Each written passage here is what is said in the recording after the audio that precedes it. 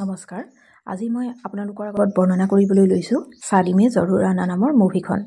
এই মুভিখনত দেখুওৱা হৈছে সঁচা ভালপোৱা আৰু সঁচা ভালপোৱাত যেতিয়া বিশ্বাসঘাতকতা পোৱা যায় তেতিয়া সেই সঁচা ভালপোৱাই কিদৰে ঘৃণাৰ ৰূপ লয় সেইটো দেখুওৱা হৈছে আৰু ভালপোৱাৰ মহত্ব মানুহৰ জীৱনত কিমান থাকে সেইটোও দেখুওৱা হৈছে। মুভিখনৰ আৰম্ভণিতে আমি দেখা পাওঁ মুভিৰ হিৰো সত্তু মানে সত্যেন্দ্ৰ। তাৰ কাৰণে তাৰ মোমায়েকে ছোৱালী এজনী চাই দিয়ে আৰু এই ছোৱালীজনীৰ নাম হৈছে আৰতি, যি মুভিখনৰ হিৰইন হয়। সত্তু এজন ক্লাৰ্ক হয় আৰু তাৰ পিছতেই সত্তুৱে গৈ এখন ৰেষ্টুৰেণ্টত আৰতিক লগ কৰে আৰু তাতেই সিহঁত দুয়োটাই এটাই আনটোৰ লগত কথা পাতি ইটোৱে সিটোক জানিবলৈ চেষ্টা কৰে আৰু এইদৰে ইটোৱে সিটোৰ লগত কথা বতৰা পাতি দুয়োটা বিয়াৰ বাবে মান্তি হয়। তাৰ পিছতেই আৰতিৰ দেউতাক আৰু মোমায়েকে সত্তুৰ ঘৰলৈ যায় আৰু সত্তুৰ মাক দেউতাকৰ লগত সিহঁত দুয়োটাৰ বিয়াৰ কথা বতৰা পাতে আৰু সেইখিনি সময়তেই সত্তুৰ মাকে বিয়াৰ যৌতুক স্বৰূপে আৰতিৰ দেউতাকৰ পৰা 25 লাখ টকা বিচাৰে আৰু আৰতিৰ দেউতাকেও নিজৰ জীয়েকৰ সুখৰ কাৰণে এইখিনি দিবলৈ মান্তি হয়। তাৰ পিছৰ পৰা আৰতি আৰু সত্তু দুয়োটাই লগ কৰিবলৈ লয় আৰু লাহে লাহে সিহঁত দুয়োটাই এটা আনটোৰ প্ৰেমত পৰে আৰু এইদৰে এদিন সিহঁতৰ বিয়াৰ দিন আহি পৰে আৰু আৰতিৰ বিয়াৰ কাৰণে তাই বিয়া দিয়া বায়েক আৰতিহঁতৰ ঘৰলৈ আহে। লাহে লাহে সিহঁত দুয়োটাৰে বিয়াৰ দিন আহি পৰে আৰু বিয়াৰ দিনা আৰতিৰ বায়েকে বিয়াৰ শগুন লৈ সত্তুৰ ঘৰলৈ যায় আৰু সত্তুৰ মাকৰ লগত কথা পাতে আৰু তেতিয়া আৰতিৰ বায়েকে এই কথা গম পায় যে বিয়াৰ পিছত আৰতিক চাকৰি কৰিবলৈ দিয়া নহ'ব, কাৰণ আৰতিয়ে গোটেই ঘৰখন চম্ভালিব লাগিব আৰু এইটোৱে তাইৰ চাকৰি হ'ব। এই কথাখিনি আৰতিৰ হ'ব লগা শাহুৱেকৰ পৰা যেতিয়া আৰতিৰ বায়েকে শুনে তাই তেতিয়া এই কথাখিনি ভাল নাপায়, কিন্তু তাই একো নকয়, কাৰণ তাই জানিছিল যে আৰতি পঢ়াত বহুত চোকা আছিলে আৰু আৰতিয়ে বিয়াৰ পিছত চাকৰি কৰিব বিচাৰিছিলে আৰু এই কথাটো তাই যেতিয়া সত্তুক জনাইছিলে তেতিয়া সত্তুৱেও ইয়াৰ অনুমতি দিছিলে, কিন্তু সত্তুৰ মাকে যে বিয়াৰ পিছত এইটো অনুমতি নিদিব সেই কথা আৰতিৰ বায়েকে গম পাইছিলে আৰু সেইদিনা ৰাতিলৈ দৰা ঘৰৰ মানুহ আহি যেতিয়া আৰতিহঁতৰ ঘৰৰ পদূলিত উপস্থিত হৈছিল সেই সময়তে আৰতিয়ে গম পাইছিল যে তাই যি PCSৰ মেইন এক্সাম দিছিল তাৰ ৰিজাল্ট দিছে আৰু তাই তাত পাছ কৰিছে। এইটো শুনি তাই বহুত আনন্দিত হৈছিল আৰু তাই এই খবৰটো সত্তুক দিবলৈ ফোন কৰিবলৈ লৈছিল, কিন্তু তেতিয়াই তাইৰ বায়েকে তাইক বাধা দিছিলে আৰু সত্তুৰ মাকে যে আৰতিক বিয়াৰ পিছত চাকৰি কৰিব নিদিয়ে এই কথাটো তাইক জনাইছিলে আৰু তেতিয়া আৰতিয়ে কি কৰিব একো ভাবি পোৱা নাছিলে আৰু সেই সময়তে আৰতিৰ মোমায়েকো আহি তাত উপস্থিত হৈছিলে আৰু আৰতিৰ মোমায়েকে কি হৈছে জানিবলৈ চেষ্টা কৰি যেতিয়া গম পাইছিলে যে আৰতিয়ে পৰীক্ষাত পাছ কৰিছে তেতিয়া তাইৰ মোমায়েকেও তাইক এই বিয়া এৰি পলাই যাব কৈছিলে, যাতে তাই পিছৰ এক্সাম কেইটা দি তাইও ভৱিষ্যতে অফিচাৰ হ'ব পাৰে। আৰু তেতিয়া আৰতিয়ে একো ভাবি নাপায় মোমায়েক আৰু বায়েকৰ কথা মতেই সেই বিয়াখন এৰি ঘৰৰ পিছ চাইডেদি পলাই গুচি গৈছিলে আৰু যেতিয়া আৰতিৰ মাক দেউতাকে এই কথাটো গম পাইছিলে তেতিয়া তেওঁলোকে অলপো ভাল পোৱা নাছিলে আৰু এতিয়া দৰা ঘৰৰ মানুহক কি ক'ব এই কথা ভাবি থাকোতে আৰতিৰ মোমায়েকে কৈছিলে যে এই সকলো পৰিস্থিতি তেওঁ চম্ভালি ল'ব। গতিকে আৰতিৰ মোমায়েকে বাহিৰলৈ গৈ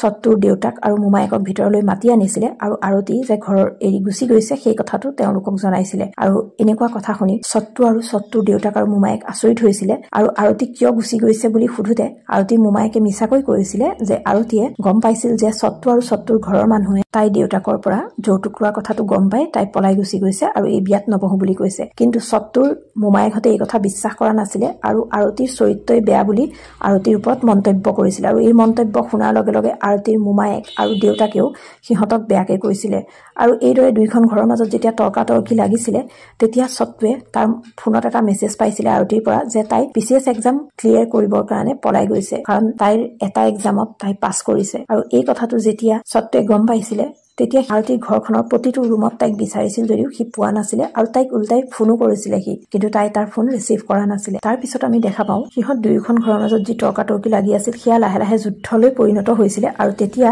তাৰ মাজত সত্তু সোমাই সেই যুদ্ধত বাধা দি পেলাই আৰতিৰ দেউতাকৰ পৰা যিখিনি টকা সিহঁতে যৌতুক স্বৰূপে লৈছিলে সেই টকা আৰতিৰ দেউতাকক উভতাই দিছিলে আৰু সিহঁত তাৰ পৰা গুচি গৈছিলে। নিজৰ পুতেকৰ বিয়াখন এইদৰে ভাঙি যোৱাত সত্তুৰ মাক দেউতাক সম্পূৰ্ণৰূপে ভাগি পৰিছিলে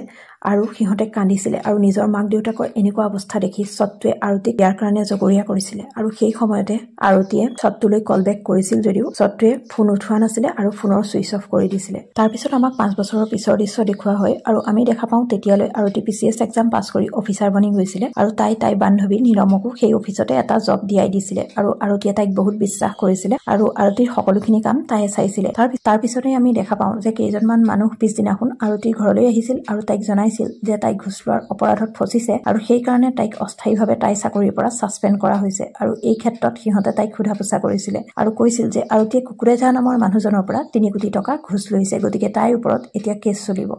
আৰু তেতিয়া আৰতীয়ে কৈছিল যে তাইক কোনো ঘোষ লোৱা নাই, কিন্তু সিহঁতে তাইক কথাত বিশ্বাস কৰা নাছিলে আৰু তাইক পিছদিনাখন তাই এই কেছটো যিজন ডিএম অফিচাৰে চাব তেখেতক অফিচত গৈ লগ কৰিবলৈ গৈছিলে। আৰু পিছদিনা যেতিয়া আৰতীয়ে সেইজন ডিএমক লগ কৰিবলৈ অফিচত গৈ উপস্থিত হৈছিলে তেতিয়া সেই ডিএম অফিচাৰজনক দেখি তাই আচৰিত হৈছিলে, কাৰণ সেই ডিএম অফিচাৰজন আন কোনো নাছিল, সত্তু আছিল, যাক তাই 5 বছৰৰ আগত এৰি থৈ আহিছিলে। আৰু তেতিয়া আমি দেখা পাওঁ যে এই 5 বছৰত সত্তু বহুত সলনি হৈ গৈছিলে আৰু সি IAS অফিচাৰ বনি গৈছিলে আৰু তাৰ চকুত আৰতীৰ বাবে কেৱল ঘৃণা দেখা পোৱা গৈছিলে। আৰতীয়ে তাক আগৰ দৰে মাতিবলৈ চেষ্টা কৰিছিল যদিও সি তাইক অচিনাকি মানুহৰ দৰে ব্যৱহাৰ কৰিছিলে আৰু তাইৰ নাম কি পোষ্টত চাকৰি কৰে সেয়া সকলো সুধিছিলে আৰু তাইৰ ওচৰলৈ আহি তাইক কৈছিল যে তাই যিটো অপৰাধ কৰিছে তাৰ শাস্তি তাই নিশ্চয় পাব। ঘোষ লোৱাৰ অপৰাধত তাইতো চাকৰি হেৰুৱাবই, লগতে তাই 6 বছৰ জেইলো হ'ব। আৰু তেতিয়া আৰতীয়ে কৈছিলে যে তাই কোনো ঘোষ লোৱা নাই, কিন্তু সত্তুৱে এই কথা বিশ্বাস কৰা নাছিল আৰু তাৰ পৰা গুচি গৈছিল। আৰতী ঘোষ লোৱা কথাটো লাহে লাহে সত্তুৰ ঘৰতো গম পাইছিলে আৰু তেতিয়া সত্তুৰ ঘৰৰ মানুহ বহুত আনন্দিত হৈছিলে আৰু এই কথাটো সত্তুৰ মাকে ফোন কৰিছিলে সত্তুক জনাবলৈ আৰু আৰতী যে ঘোষ লোৱাৰ অপৰাধত ফচিছে এই কথাটো সত্তুক ফোনত জনাইছিলে আৰু মাকৰ এই কথাটো শুনি সত্তুৱে একো কোৱা নাছিলে আৰু সি ফোন ৰাখি দিছিলে। আৰু তাৰপিছত তাৰ অতীতৰ কথা মনত পৰিছিলে, কিদৰে তাৰ বিয়াখন ভগাৰ পিছত সি তাৰ মাক দেউতাক আৰু তাৰ ভনীয়েক গোটেই পৰিয়ালটো মানুহৰ ওচৰত নানা ঠাট্টা মস্কৰাৰ সন্মুখীন হ'ব লগা হৈছিলে, বাহিৰলৈ সিহঁত কিদৰে ওলাব পৰা নাছিলে। আৰু এই সকলোখিনি মনত পৰাৰ পিছত সি আৰতীক আৰু ঘৃণা কৰিবলৈ লৈছিলে। তাৰপিছত আৰতী এদিন সত্তুৰ ঘৰলৈ গৈ তাক লগ কৰে আৰু তাই বিয়াৰ দিনা যি কৰিলে সেই সকলোখিনিৰ বাবে তাই অন্তৰৰ পৰা তাৰ ওচৰত ক্ষমা খোজে আৰু তাইক ক্ষমা কৰি দিবলৈ কয়। কিন্তু সত্তু কোনোপধ্যে মান্তি নহয় আৰু আৰতীক নানান অপমানজনিত কথা কৈ তাইক ঘৰৰ পৰা উলিয়াই দিয়ে আৰু তাই কান্দি কান্দি তাৰ ঘৰৰ পৰা গুচি যায়। তাৰ পিছৰ দৃশ্যত আমি দেখা পাওঁ আৰতীয়ে ঘোষ লোৱা কেছটোৰ বাবে ইয়াৰ ওপৰত সোধা পোছা কৰিবলৈ সত্তুৱে তাৰ অফিচলৈ আৰতীক মতাৰ লগতে এই কেছটোত জড়িত কুকুৰেজাৰ পৰা আৰম্ভ কৰি নীলমলৈকে সকলোকে মাতি মাতি সোধা পোছা কৰে আৰু মাজে মাজে সুযোগ পালেই সি নানান কথা কৈ আৰতীক ঠাট্টা মস্কৰা কৰিছিল। তাৰ এই ঠাট্টাসূচক কথা শুনি শুনি এদিন আৰতী অতিষ্ঠ হৈ পৰিছিলে আৰু তাৰ ওচৰত কৰা ভুলৰ বাবে তাই পুনৰ ক্ষমা খুজিছিল, কিন্তু সি তাইক ক্ষমা কৰি দিয়া নাছিলে আৰু ওলোটাই তাইক জেললৈ পঠাব বুলি ধমকিহে দিছিলে। আৰু তেতিয়া তাই সত্তুৰ ওচৰত বহুত কান্দিছিলে আৰু কৈছিল যদি সত্তুৱে তাইক অপৰাধী সজাব বিচাৰে আৰু তাই জেললৈ গ'লে সি শান্তি পায় তেনেহলে তাই স্বীকাৰ কৰিছে যে তাই ঘোষ লৈছে, গতিকে সত্তুৱে পুলিচক ফোন কৰক আৰু তাইক গ্ৰেপ্তাৰ কৰাই দিয়ক, এই বুলি কৈ তাই তাৰ ওচৰত বহুত কান্দিছিলে। আৰু তেতিয়া সত্তুৱে একো নকৈছিলে আৰু তাৰ পৰা গুচি গৈছিলে।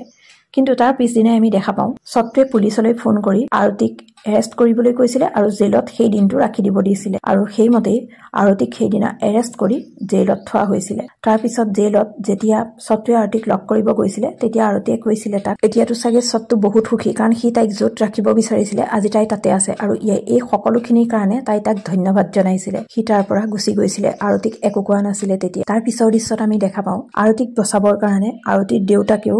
সত্তুৰ ওচৰত আহি হাতজোৰ কৰিছিলে, কিন্তু তেতিয়াও একো কোৱা নাছিলে। পিছদিনাখন আৰতীক জেইলৰ পৰা অফিচলৈ লৈ অনা হৈছিলে তাইৰ ওপৰত লগা কেছটোৰ বিচাৰৰ বাবে আৰু তাতেই সত্তু থকাৰ উপৰিও ওপৰৰ অফিচাৰ সকলো তাত উপস্থিত আছিল আৰু এই কেছটোৰ লগত জড়িত সকলো ব্যক্তি তাতে উপস্থিত আছিল। আৰু তেতিয়া প্ৰথম আৰতীয়ে কিবা ক'ব নেকি সত্তুৱে তাইক সোধে যদিও তাই ক'বলৈ একো নাই বুলি কৈ তাই সকলো দুখ নিজৰ ওপৰত জাপি লয়। তাৰপিছত এই সত্তুৱে এটা ভিডিঅ' ক্লিপ সকলোকে এটা লেপটপত দেখায় আৰু এই ভিডিঅ' ক্লিপটো ভালকৈ চাবলৈ কয়। আৰু তেতিয়া আমি দেখা পাওঁ সেই ভিডিঅ'টোত আৰতীয়ে জেইলৈ যোৱা কেইদিনমান আগত কুকুৰেজাৰক লগ কৰে আৰু তাই গৈ কুকুৰেজাৰক কয় যে তাই তাৰ পৰা কোনো ঘোষ লোৱা নাই আৰু এই ঘোষ লোৱাৰ অপৰাধত তাই চাকৰিও যাব পাৰে, গতিকে কুকুৰেজাৰে যাতে সন্মুখলৈ আহি সকলোকে সঁচাটো কয়। আৰু যেতিয়া আৰতীৰ এই কথাটো শুনে তেতিয়া কুকুৰেজাৰে কয় যে যিহেতু 3 কোটি টকা আৰতীয়ে লৈছে গতিকে ফচিলে আৰতী ফচিব, সি এইবোৰত নোসোমায়। আৰু তেতিয়া আৰতীৰ খং উঠি যায় আৰু তাই কুকুৰেজাৰক ধমকি দি কয় যে তাই যদি মিছা কেছত জেইল যাব লগা হয় তেনেহলে তাই তাকো ফুদাই নেৰিব, তাকো জেইলত পঠাব বুলি কৈ তাই তাৰ পৰা গুচি আহে। আৰু তাই এই ধমকি শুনি কুকুৰেজাৰে নিজক বচাবলৈ কি কৰিব ভাবি থাকোতেই নীলম আহি সেই সময়ত উপস্থিত হয় আৰু তাই কুকুৰেজাৰক আৰতীক সেই দিনাই মাৰি পেলাবলৈ কয় আৰু লগতে ইয়াকো কয় যে তাইক মাৰি নেপেলালে কুকুৰেজাৰ আৰু সিহঁত ফচি যাব পাৰে। আৰু তেতিয়া আৰতী আচৰিত হয় যে নীলম যাক তাই ইমান বিশ্বাস কৰিছিলে আৰু সহায় কৰিছিলে সেইজনীয়ে তাইক মাৰি পেলাবলৈ কৈছে। আৰু তেতিয়া সত্তুৱে সকলো কথা সকলোৰে আগত খুলি কৈছিল যে নীলমৰ গিৰিয়েক এজন স্কুল শিক্ষক আছিলে আৰু বোকাৰ ৰাজেশ যাদৱ তাৰ স্কুলৰ বন্ধু আছিল, গতিকে বছৰ বছৰ ধৰি যিখিনি খালী হৈ থকা চৰকাৰী মাটি আছিলে সেইবোৰৰ ইনফৰমেশ্যনবোৰ নীলমে ডিপাৰ্টমেণ্টৰ পৰা উলিয়াই নিজৰ গিৰিয়েকক দিছিলে আৰু গিৰিয়েকে সেইয়া ব্ৰকাৰ ৰাজেশ যাদৱক দিছিল আৰু এই ৰাজেশ যাদৱে সেই সম্পত্তিৰ ফলছ কাগজ বনাই বেলেগ বেলেগ বিজনেছমেনক বেছি দিছিল আৰু এইদৰে আৰতিৰ বিশ্বাসৰ সুযোগ লৈ নীলমে এই ডকুমেণ্টছবোৰত আৰতিৰ চহী লৈ লৈছিলে আৰু এইদৰে বছৰ বছৰ ধৰি ইহঁতে আৰতিৰ নামত ঘুষ লৈ আছিল আৰু সেইবোৰত নিজৰ মাজত ভগাই লৈছিলে আৰু মিষ্টাৰ কুকুৰেজাৰে ৩ কোটি দিয়াটো সঁচা আছিল কিন্তু এই কথাটো আৰতিয়ে অলপো জনা নাছিলে কাৰণ এই টকাখিনিও আৰতিৰ ওচৰলৈ অহাই নাছিলে নীলমহঁতে নিজৰ মাজত আগৰ দৰে এই টকাখিনিও ভগাই লৈছিলে আৰু এই সকলো কথা আৰতিয়ে কোনোদিনেই গম পোৱা নাছিলে আৰতিৰ বিশ্বাসৰ সুযোগ লৈ নীলমে এই কাণ্ডবিলাক কৰি আছিল আৰু তেতিয়া আৰতি নিৰ্দোষী বুলি প্ৰমাণিত হৈছিলে আৰু তাইক পুনৰ চাকৰিত জইন কৰিবলৈ কোৱা হৈছিলে আৰু নীলমহঁতক গ্ৰেপ্তাৰ কৰা হৈছিলে আৰু এই সকলোখিনি কথা জনাৰ পিছত আৰতি দুখত ভাঙি পৰিছিলে আৰু তাই বহুত কান্দিছিলে আৰু তাই সত্তুৰ ওচৰলৈ আহি এই কথা কৈছিল যে তাই আজি বুজি পাইছে মানে যিজন মানুহক বেছি বিশ্বাস কৰা যায় সেই মানুহজনে বিশ্বাসঘাতকতা কৰিলে কেনেকুৱা লাগে আৰু তাই সুৰক্ষাৰ কাৰণেই যে সত্তুৱে তাইক জেলত ৰাখিছিলে সেই কথাটো তাই বুজি পাইছিল আৰু এই সকলোখিনিৰ কাৰণে তাই সত্তুক বহুত ধন্যবাদ জনাইছিলে তেতিয়া সত্তুৱে একো নকৈ তাৰ পৰা তাৰ নিজৰ কামৰ বাবে গুচি গৈছিল আৰু তাৰ পিছতে আৰতি এই কথা বুজি পাইছিল যে সত্তুৱে এতিয়াও তাইক বহুত বেছি ভাল পায় কিন্তু তাৰ মগজুৱে তাৰ অন্তৰখনক পুনৰ ভাল পোৱাৰ অনুমতি দিয়া নাই গতিকে তাইও ভাবি লৈছিল যে সত্তু তাইৰ প্ৰতি থকা ভাল পোৱা তাই পুনৰ অনুভৱ কৰাব তাৰ পিছদিনাখনৰ পৰাই তাই সত্তুক মানে সত্যেন্দ্ৰৰ পিছা কৰি তাক নানা ধৰণে মনাবলৈ চেষ্টা কৰে আৰু তাইক ক্ষমা কৰি দিবলৈও কয় আৰু তাই যে সত্তুক বহুত ভাল পায় সত্তুৰ লগত বিয়া হ'ব বিচাৰে এই কথাটো তাক কৈ থাকে কিন্তু সি কোনো পধ্যেই মান্তি নহয় আৰু শেষত সি তাইক এটা কথাই কয় যে সি আৰতিকে নহয় সি কোনো ছোৱালীকে কেতিয়াও বিয়া নাপাতে কাৰণ তাই তাৰ লগত যি কৰিলে তাৰ পিছৰ পৰা এই বিয়া শব্দটোত কোনোদিন বিশ্বাস নকৰে আৰু এই কথা শুনাৰ পিছত আৰতি তাৰ ওচৰৰ পৰা আঁতৰি গৈছিল তাৰ পিছতেই আমি দেখা পাওঁ সত্তুৱে এই কথাখিনি আৰতিক কৈছিল যদিও সি কিন্তু আৰতিক এতিয়াও ভাল পাইছিলে সি আৰতিক এই কথাখিনি কোৱাৰ পিছত শান্তিৰে থাকিব পৰা নাছিলে আৰু আনপিনে আৰতিও তাৰ ওচৰৰ পৰা আঁতৰি গৈ শান্তিৰে থাকিব পৰা নাছিলে আৰু আৰতি আৰু সত্তুৰ অৱস্থা দুয়োখন ঘৰৰ মানুহে লক্ষ্য কৰিছিলে আৰু তেতিয়া তাৰ কেইদিনমান পিছতে আমি দেখা পাইছিলো যে আৰতিৰ বিয়া শৰৎ নামৰ ল'ৰা এটাৰ লগত ঠিক হৈ গৈছিলে আৰু এই কথা যেতিয়া সত্তুৱে গম পাইছিলে তেতিয়া সত্তুৱে অলপো ভাল পোৱা নাছিলে তাৰ পিছত এদিন যেতিয়া সত্তু মন্দিৰলৈ গৈছিলে মন্দিৰলৈ যাওঁতে তাতে সি আৰতিক লগ পায় আৰু তেতিয়া আৰতিয়ে সত্তুক শৰদৰ লগত চিনাকি কৰাই দিয়ে আৰু তাৰ অলপ পিছতে আৰতিয়ে সিহঁতৰ ওচৰৰ পৰা আঁতৰি যোৱাত শৰদক সত্তুৱে কয় যে আৰতিৰ কোনো ভৰসা নাই গতিকে সি যাতে আৰতিক বিয়া নাপাতে আৰু এই কথাটো যেতিয়া শৰদৰ পৰা আৰতিয়ে গম পায় তেতিয়া তাই বহুত খং উঠে আৰু তাইক খঙতে সত্তুক অলপ আঁতৰলৈ লৈ গৈ তাক সোধে যে সি কি বিচাৰে সি নিজেও তাইক বিয়া নাপাতে আৰু তাইক আনৰ লগতো বিয়া হ'বলৈ নিদিয়ে তেতিয়া সত্তুৱে তাইক একো নকয় আৰু তেতিয়া আৰতিয়ে তাই বিয়ালৈ আহিবলৈ গৈ তাৰ পৰা মানে মন্দিৰৰ পৰা গুচি যায় তাৰ পিছৰ দৃশ্যত আমি দেখা পাওঁ আৰতিৰ বিয়াৰ দিনা আৰতিৰ বিয়ালৈ সত্তুৰ মাক দেউতাককো মাতা হয় আৰু সত্তুৰ মাক দেউতাক আৰু সত্তু আৰতিৰ বিয়ালৈ আহে আৰু যেতিয়া সত্তুৱে বিয়ালৈ আহি আৰতিক বিয়াৰ সাজত দেখে তেতিয়া সি অনুভৱ কৰে যে সি তাইক কিমান ভাল পায় আৰু তেতিয়া সি তাইৰ ওচৰলৈ গৈ কয় যে সি নিজৰ অহংকাৰৰ বাবে আজি তাইক হেৰুৱাই দিলে আৰু সি যে তাইক এতিয়াও বহুত ভাল পায় সেই কথাটো সেইদিনা আৰতিৰ ওচৰত সি স্বীকাৰ কৰে কিন্তু তেতিয়ালৈ বহুত দেৰি হৈ যায় তেতিয়া আৰতিয়ে কয় যে এতিয়াতো বহুত দেৰি হৈ গৈছে কিন্তু সত্তুৱে কয় যে সি তাইক হেৰুৱাব নোখোজে গতিকে তাই যাতে এই বিয়া এৰি তাৰ লগত পলাই যায় কিন্তু আৰতি এনেকুৱা কৰিবলৈ মান্তি নহয় আৰু তেতিয়াই সিহঁত দুয়োটাক একেলগে কথা পাতি থকা আৰতিৰ হ'ব লগা গিৰিয়েক শৰদে এই সকলোখিনি দেখি যায় আৰু আৰতিক লৈ সত্তু আৰু শৰদৰ মাজত সেই সময়ত কাজিয়া হয় আৰু শৰদে আৰতিক টানি মণ্ডপৰ ওচৰলৈ লৈ আহে আৰু ইয়াকে দেখি সত্তুৰ খং উঠে আৰু সি পিষ্টল এটা লৈ আহি শৰদক গুলিয়াবলৈ ধৰে আৰু তেতিয়া সকলোৱে তাক মানে সত্তুক বাধা দিয়ে যদিও সি কাৰোৰে কথা নুশুনে আৰু তেতিয়া ভয়তে শৰদে এই সকলোখিনি যে সিহঁতৰ প্লেন আছিল এই কথাটো স্বীকাৰ কৰে আৰু তেতিয়া সত্তুৱেও হাঁহে আৰু সি কয় যে এই সকলোবোৰ যে প্লেন আছিল সিও ইতিমধ্যে গম পাইছে প্ৰকৃততে শৰদ আৰতিৰ হ'ব লগা গিৰিয়েক নহয় ভিনীহিয়েকহে আছিলে আৰু এই সকলোখিনি দুইখন মানে আৰতি আৰু সত্তু ঘৰৰ দুইখন ঘৰৰ মানুহে মিলি প্লেন কৰিছিল সত্তুক এই কথা বুজাবলৈ